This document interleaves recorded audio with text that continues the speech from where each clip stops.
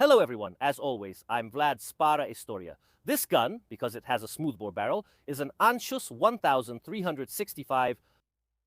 But today's video isn't really about the weapon, which frankly is not very interesting. In fact, today we'll talk more about the category of weapons to which this rifle belongs and about their ammunition, the 9mm Flobert. And it's the perfect opportunity to talk a bit about the history of ammunition and the history of these weapons, about the use of these rounds, which has generally fallen out of use, replaced by new calibers and new technologies. Many very small calibers are associated with the name Flaubert, both in Italy and in the rest of the world. First, let's talk about the pronunciation of the name. Here in Italy, we say Flobert, but Mr. Nicolas Flobert was French. Born in Paris in 1819, he was an engineer who had a great intuition. In fact, this was the dawn of the metallic cartridge.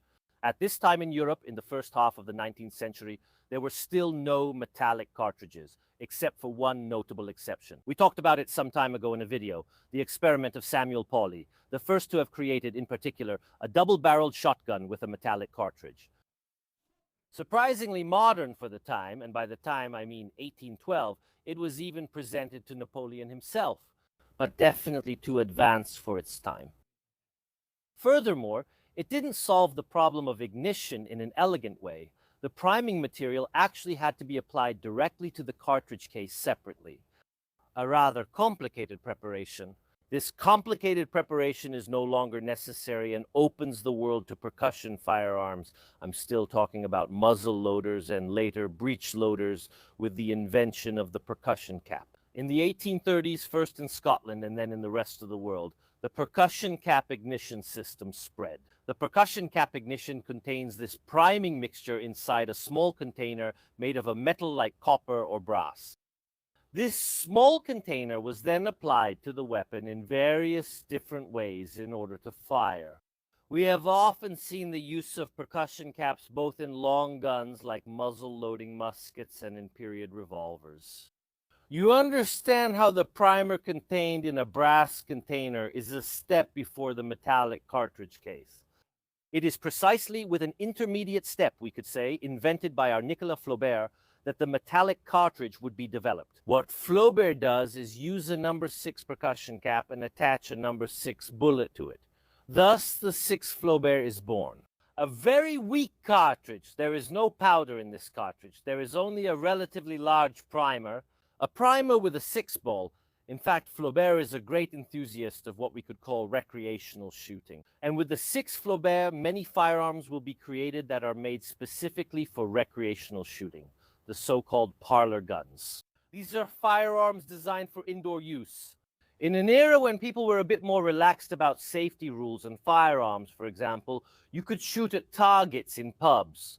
Now, I don't want to have a firearm that's too loud, too disruptive, or too dangerous in pubs, but a weapon that fires with relatively low energy, because they're always dangerous. A ball with just the primer, well, it's perfect for doing a bit of target shooting indoors. Flaubert's parlor guns became very popular, especially in Europe, where you could do target shooting in a venue or in your own home, especially for the aristocracy. For the aristocracy, well, it was a form of entertainment, especially in an era when there was no radio, television, or any of the modern entertainment we know today.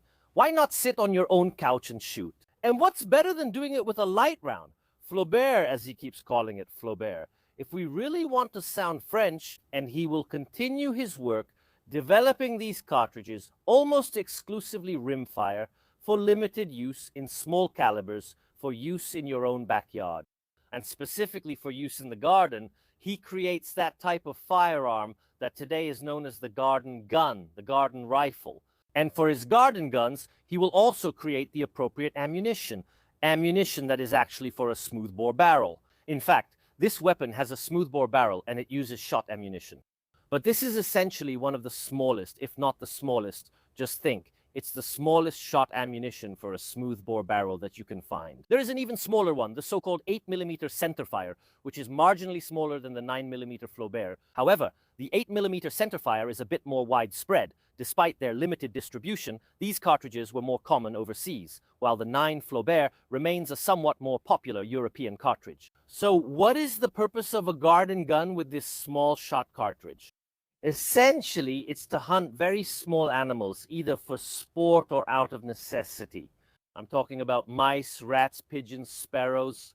From a relatively short distance, various sources mention the maximum effective range of this weapon as 15 meters. In just a moment, we'll put it to the test and see what kind of shot patterns we can get at various distances with this weapon. Obviously, hunting these animals can have many requirements. Sure, maybe today we don't stand in our backyard shooting at pigeons out of boredom, but in the past especially, trying to get rid of mice and rats was a serious problem. And weapons like these with this kind of ammunition prove to be very effective, also because they reduce collateral damage.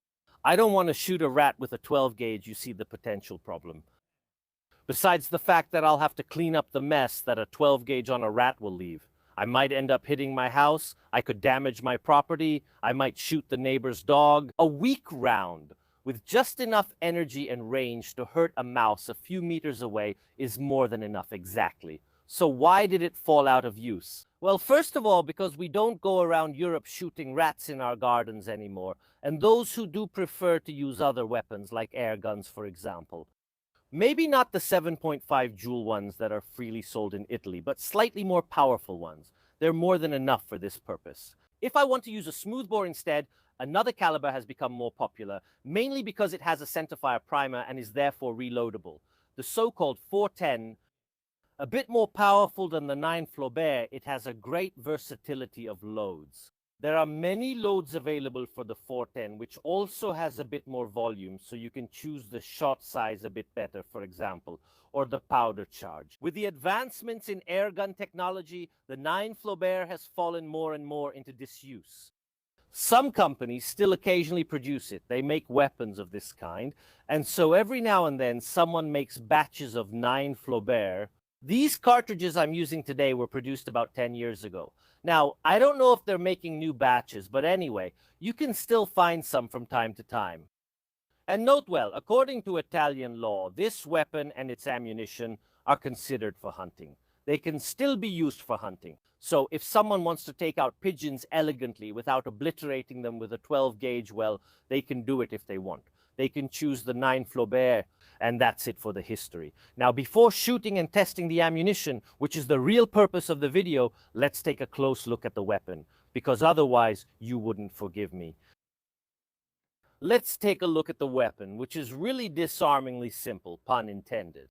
We're dealing with a rifle that looks like a carbine, and it has a rotating and sliding bolt. Fortunately, we have a front sight and a rear sight, which allows us to aim a little better with these rounds. Also, because in 9mm Flobert, there are even single ball rounds, as often happens with smoothbore ammunition, the quantity, size, and number of pellets can vary a lot, even having just one that's quite large. Having sights on this type of weapon is a good thing. In theory, you shoot at things that aren't moving with a bit more precision, also because, as we'll see from the shot patterns, you need to be quite accurate. The shot patterns aren't particularly wide, so you need to hit the target. Then we have an extremely simple action. The only control present is this safety, which simply goes in here to block the trigger, so it can't be pulled. Our bolt is very simple because it's literally made up of 4 components. We can open it, and by pressing the trigger, we can remove it. This way, the extractor also comes out. Having a separate extractor like this on a weapon of this kind, well, it cuts costs. Since this is a single-shot weapon, I don't need it to fire successive shots, and I can avoid making special millings or slots for the extractor inside the bolt, which greatly simplifies its construction. Here, the ejector simply slides in its channel and is activated by the opening of the bolt itself. We can see it a little better now as we do the test, the live fire test. The bolt closes here on the bolt handle. It's a very simple bolt, where the firing pin, as you can see, and its cocking piece, which is this one here, are cocked when closing, simply. The sear catches the cocking piece here. When we close the bolt, it tensions it. Inside here, the firing pin itself is actually divided into 2 parts. Strictly speaking, in a way, this isn't really a striker, but a linear hammer, because the actual firing pin of the weapon is this one here. As you can see, it's on the side, since the new Flobert is a rimfire cartridge. one of the largest, if not the largest, rimfire cartridges still in circulation today. It's quite a unique thing. Other than that, there's really nothing else particularly interesting to show you. So the weapon is reassembled, the trigger works. Let's go test it. After seeing this very interesting rifle, just kidding, I love single-shot weapons. I'm crazy about single-shot rifles. They're really interesting because single-shot weapons have allowed for so many different technical solutions throughout history. While gas systems, for example, gas pistons, those are from single-shot weapons. There are all kinds of them in every possible variation. But we have our bolt open. We can take our round, simply insert it so that it catches the extractor. Now I'll show you from a few other angles as well. We close the bolt, the firing pin is cocked as it closes, and we fire.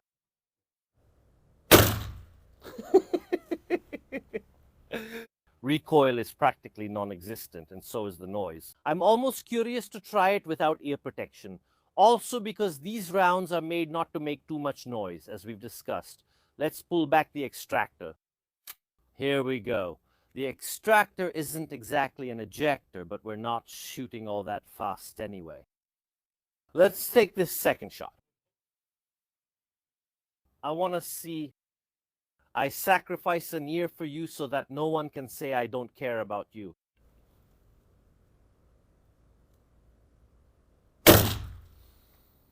Less than a 22. It's literally quieter than a 22.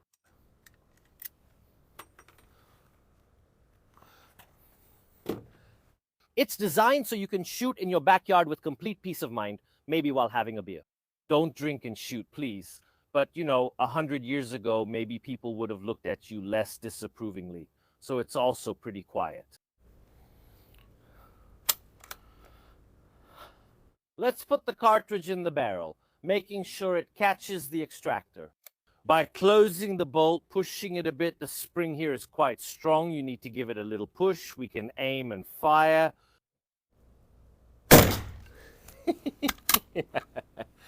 As you can see, the extractor only extracts the round, but then you have to remove it by hand.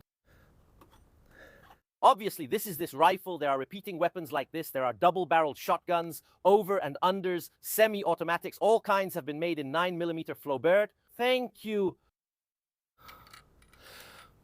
everyone. You have to guide it a bit into the barrel, I'll tell you.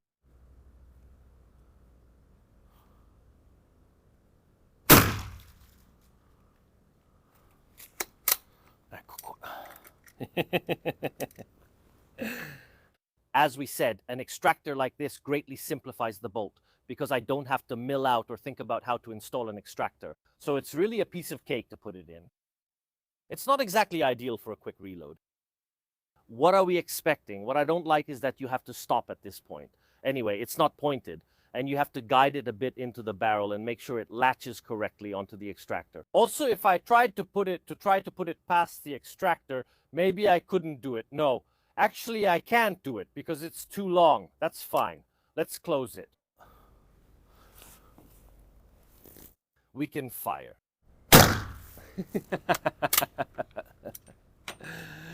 I'd say let's do some pattern tests. Now, with all my artistic skills, we have a mouse, a sparrow, we have a ratatouille, he even has the chef's hat, we have a little snake, and we have a wasp nest. Now, I'm not going to discuss the intelligence, necessity, or legality, for that matter, of shooting at this type of target.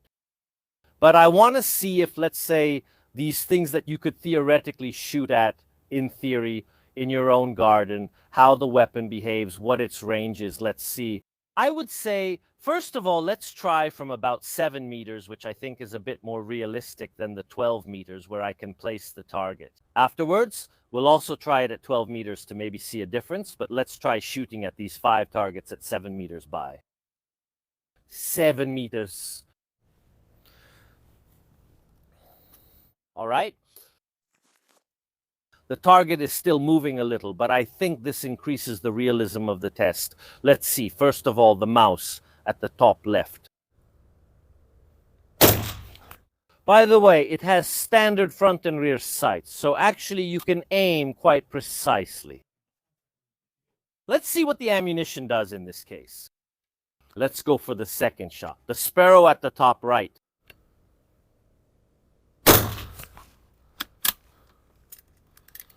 Boy. We have Ratatouille in the center.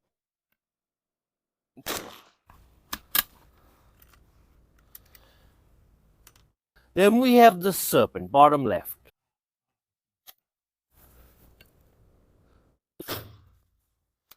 And we have the Wasp Nest. Now, I don't know how smart it is to shoot at a wasp nest.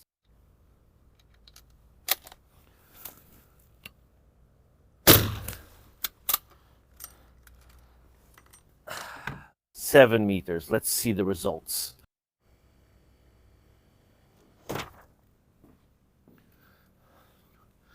So what can I say? I'd say that none of the targets are doing very well anyway.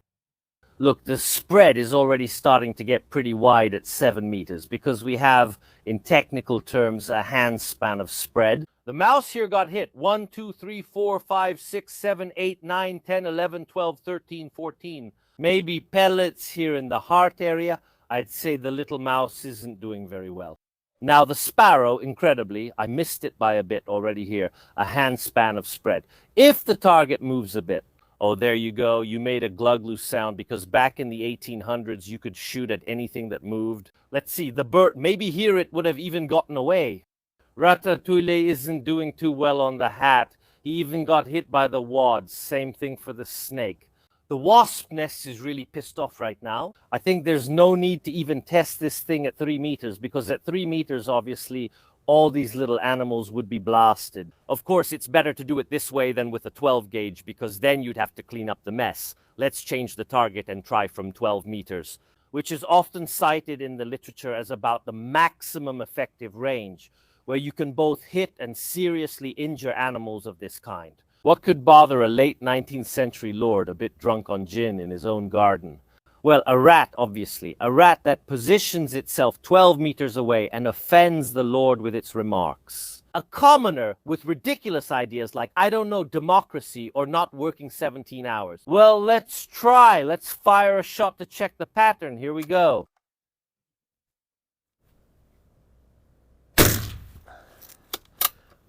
I have to say that the weapon has a really long trigger pull. That's something I just noticed now, but the trigger, the take-up, wow. It feels, I'm not exaggerating, but the take-up is like a Beretta's double action pull. Then the break is pretty smooth and very gentle, but it has a damn long take-up. Let's see what happened to our rat.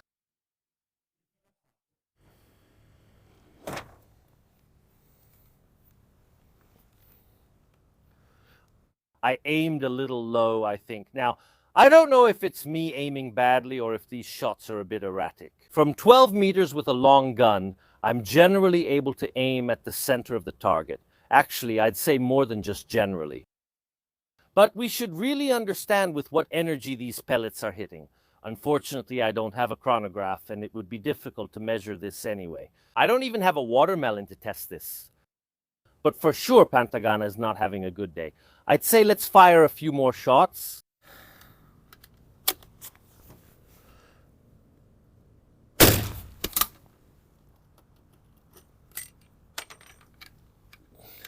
Let's see how fast we can shoot.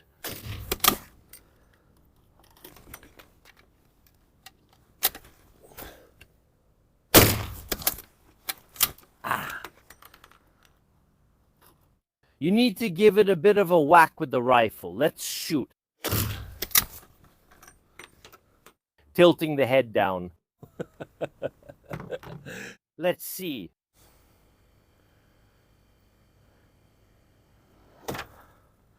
Well, come on. I guess we won't be going ratting today. I'm almost curious to try a weapon like that to shoot at rotten apples and cans myself because I'm having a blast. It's so much fun. It's really just pure blasting and taking things out without thinking too much. There's something relaxing about doing this.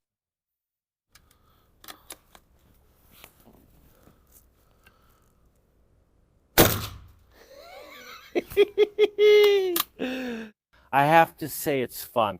I can appreciate how people in the past, just wanted to sit on the garden chair and shoot.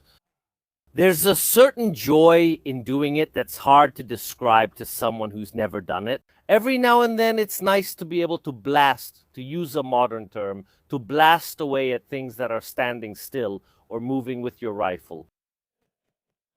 Thank you for watching this video. I hope you found this topic interesting. These are weapons that often don't attract much interest from the public because on one hand, it's a crappy little rifle with a crappy little round, so to speak. However, like many of these things we find, it has its own story and also an interesting one. And in fact, it's very important for the development of the metallic cartridge and the very first breech-loading metallic cartridge firearms. I hope you enjoyed this video. As always, I thank the Tiro a Segno di Legnano for letting me try out this weapon. Without the help of people like you, it wouldn't be possible. Thanks to my good friend Matteo, for example, who gave me these cartridges to do this test. Without generous people like you, running my channel and doing what I do on YouTube wouldn't be possible. If you want to support me directly, consider subscribing to the channel or buying the t-shirts. This direct monetary support helps a lot to cover the fixed costs of the channel. I assure you that doing these things regularly is not at all free, and you really earn very little by doing these things. After all, I have almost 100,000 subscribers and still a regular job like everyone else. There's a reason for that. Most YouTubers with my numbers don't have another job. They support themselves with YouTube, so they don't need another job. I have to work for a reason. You don't make money with weapons. If you don't want to or can't support me in this way, at least consider leaving a like, a comment, and subscribing to the channel. Let's start. Let's convince YouTube that firearms are not a bad thing. Healthy sports and healthy respect for firearms are a good thing. And you shouldn't fear the firearm or the sport itself, but rather the person who is not well prepared. That's all from me. And as always, I'll see you next time.